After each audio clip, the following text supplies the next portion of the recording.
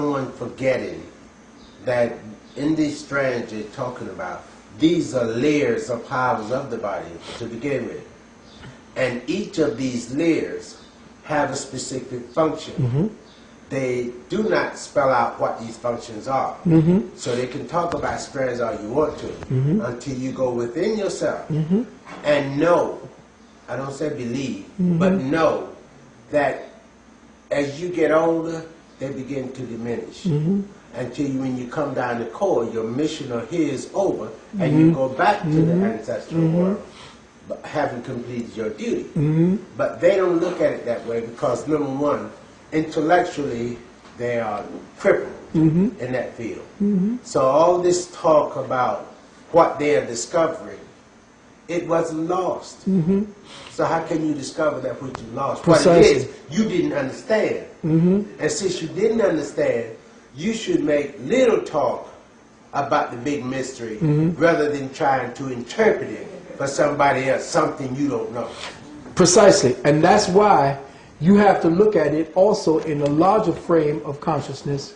The fact of the matter is, we as melanated gods forgot who we were.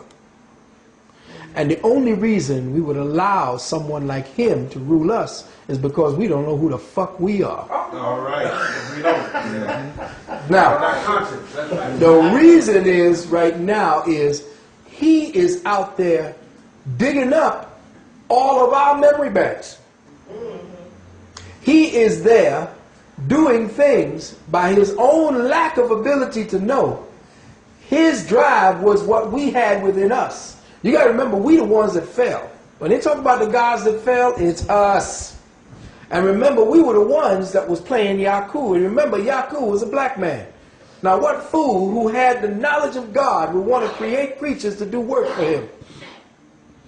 Now, think about that, because all the stories have analogs or analogies to things that happened to us. And remember, myth is simply spiritual history. Mm-hmm. And that we are now reliving our consequences for our actions when we began to take it for granted that we were gods. And when gods begin to play with no responsibility, consequences come into being.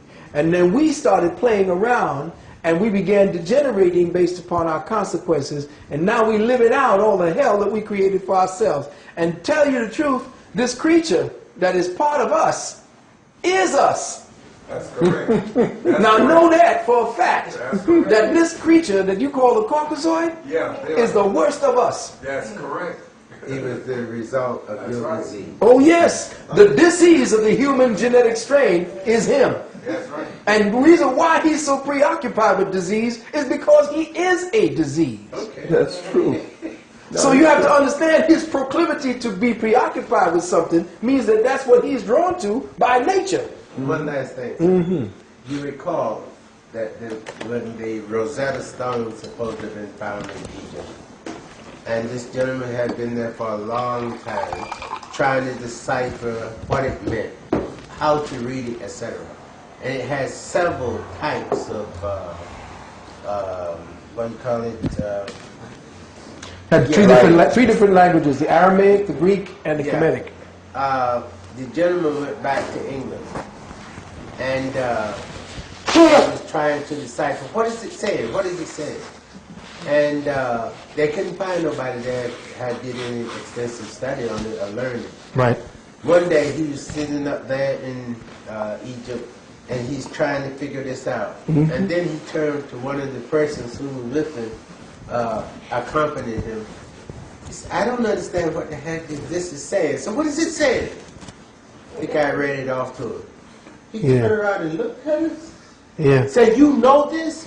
He said, yes, this is my ancestral work. Yes. He fled back to England, and now he became the master of the Rosetta Yes. Stone.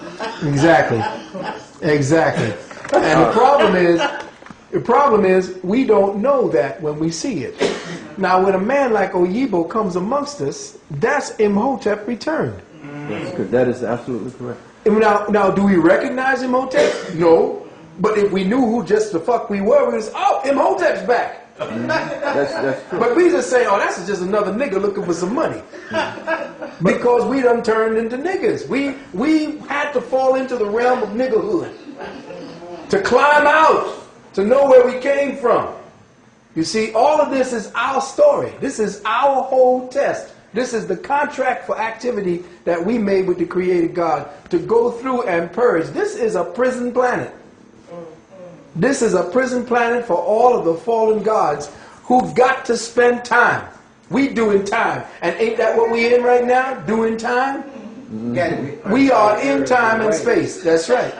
Yes, brother. Phil, you were dealing with the sixth yes, the sixth strand. Brother, bringing us back to the point. And we were up to number 4. Now, number 5 governs our consciousness communal cluster energies. In other words, all of the previous 1, 2, 3, and 4 essentially collectively now are regulated by the 5th pair. It is the homing signal strand, the way certain souls of a specific experiential matrix find one another again and again to the mutual fulfillment of their own soul's purpose. So here we are together today, doing something that we probably did a few times. And we now going up each grade. We might have did this just sitting around and doing nothing, probably getting high.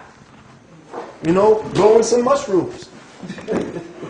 Now we went up another level and we did it, but then we was sitting around, you know, messing around with some spirits. But we was contemplating the Creator. Here we are now, contemplating the Word, which means that we don't need any artificial means to come to a point where we are now interfacing with the language of spirit. And not interfacing by saying, well, Jesus walked in water. No. That's bullshit. No. Yeah, well, who is Jesus walk? Who is the Christ? The Christ is the sun. And if you look at it on the ocean and you see the light of it on the ocean, it looks like the God is walking on water. Yeah. See what I'm saying? So we no longer are going along for the fairy tales because we out of kindergarten. Little Red Riding Hood and all that. What does all that mean? And this is why schools like this must happen. This is why it's hard for me, or even Sister Puma, to find the ears and the minds to take to the next stage, because I want to take the children and start them from here. From here. Not from this bullshit, you know, ABC. If I had my way, and let me just go to the 6th pair. The 6th pair aligns our life energy signature with all of creation and the divine will of the Creator. So you go from 1 to 6. The 7th energy is where we are now locked into. That's the next door. That's when we rest. That's where they say, and the Creator rested.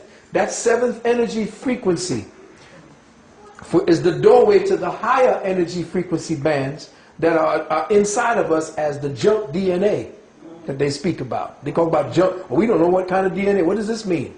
It means that when you fell, all of this just fell apart. It broke apart. We fragmented. Therefore, our consciousness fragmented. And we fell into a 7-year or a 7, quote, numerical cycle. This 6 strands, once we have traversed it to that level and harmonized all of the energies represented therein, the 7th door opens up and we can rest. What does rest mean? To put down your burden. And the burden is the physical flesh. This kind of flesh that we got to carry around that burps and farts and belches and pisses and shits all over the place. This is a burden. We didn't have to do all of this because we are locked down in redundancy. And life is a redundancy at this point because it's not moving forward. Now, like I said, if I had my way and I had the children, I would build a school where nobody would begin teaching children how to read until they're 7. Because what you do is you create myopic children when you have them reading 2-dimensional words too early before their eyes are developed. So immediately you got your children wearing glasses by the time they're 5, 6, 7, and 8. I would begin by having children outdoors. Children cannot learn indoors.